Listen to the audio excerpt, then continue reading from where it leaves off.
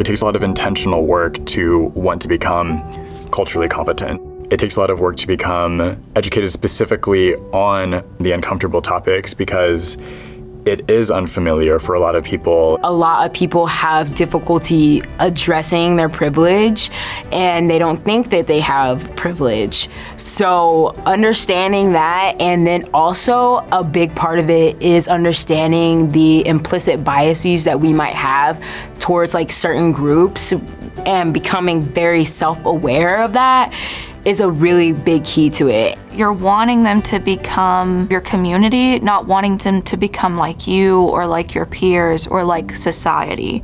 So kind of taking all of those things or those elements of identity of each person, which takes time and vulnerability and openness, if you take those and you listen and you understand, you create an adaptive, culturally competent community, which then leads to more equitable and equal society. Sometimes they use people of color as tokens for, meeting like a quota or things like that, having that one person of color within your organization and using them as a token to say that, we understand diversity and inclusion, we understand what it means to have different backgrounds represented.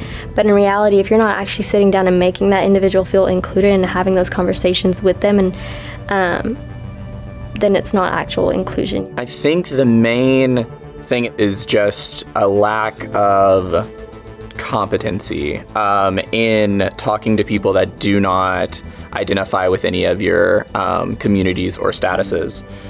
People don't understand how they're supposed to approach the situation or how they can talk to someone if they don't share any common ground.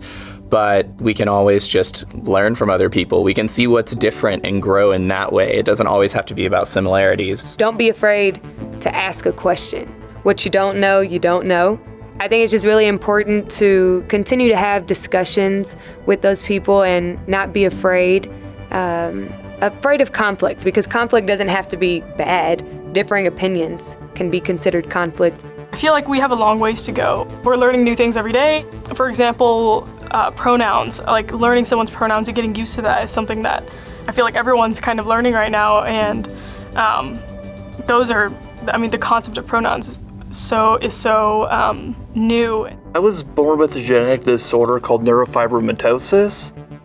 For me, I'm very open about my genetic disorder, and I say just ask questions, and I will not coach him, but I will be like, hey, this is the correct term instead of this term. Try to understand your place in privilege. It's like we all have privilege of some sort. I feel like thinking of people as independent entities, it's the first step, understanding that not everybody has to be like me. Not everybody has to think like me or act like me or be like me or speak like me or dress like me. And understanding that I don't have all the right answers. I've been challenged with my thoughts and my thinking and my opinions. I've been corrected on some of them that have made me a better person and made me a stronger individual, I believe. Particularly for white people, putting yourself in the situation to have uncomfortable conversations and really working on expanding our patience. I know it's not always fun to talk to people about something they said or did that was problematic, but it's an obligation that we have, and it's something that I'm trying to get better at.